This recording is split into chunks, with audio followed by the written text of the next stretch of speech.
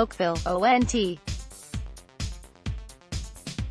Mackenzie Hughes buried his face in his hands after his 14-foot putt on the 18th hole slowed to a stop short of the hole by a few inches.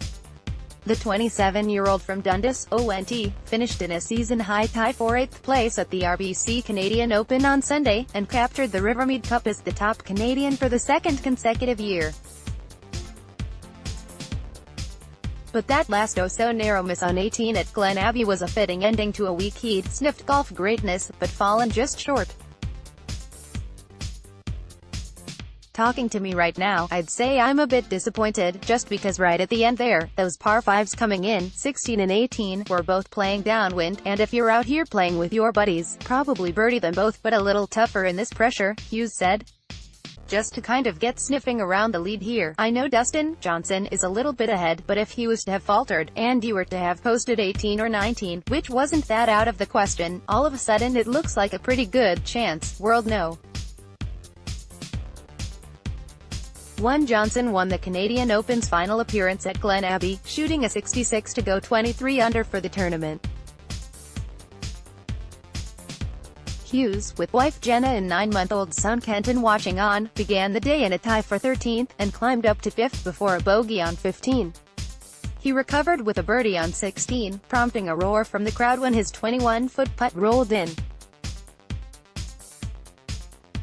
The Rivermead Cup was the original Canadian Open trophy, awarded to the tournament winner from 1920 to 1935, until Seagram's took over sponsorship and wanted its own cup.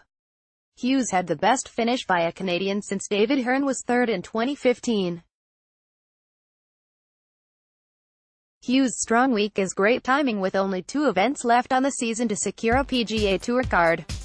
Needing to finish in the top 125 in the FedEx Cup standings, he began the week at 174, but was projected to climb 22 spots to number 152.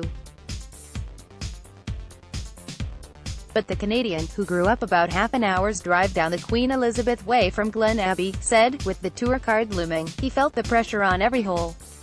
A birdie on 18, and every shot coming in really meant a lot because once you get up to that top 5, top 3 kind of echelon, the points really ramp up, Hughes said.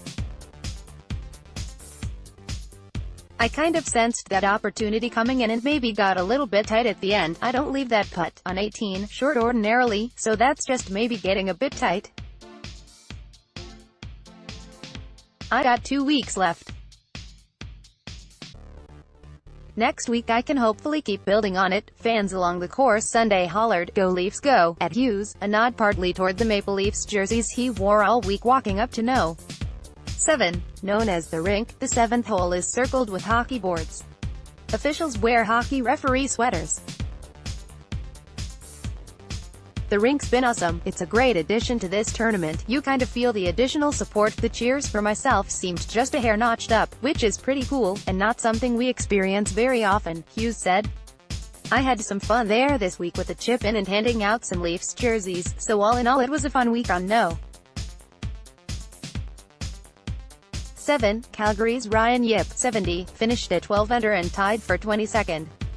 Roger Sloan, 68, of Merritt, BC, finished at 10 under, 1 shot ahead of Chris Crisologo, 69, of Richmond, BC, Canada's only amateur to make the cut.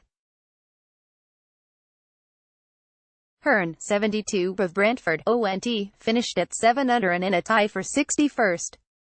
It was a rough day for Nick Taylor of Abbotsford, BC, and Ben Silverman of Thornhill, ONT, who both finished at 4 under and tied for 71st place. Taylor, 77, went into the week ranked No. 127 in the FedEx Cup standings, and needing to improve 2 spots by season's end to maintain his PGA Tour card. But he plummeted 42 spots down the leaderboard Sunday, and finished with a double bogey on No. 18, eliciting a groan from the crowd when he hit the ball into the water.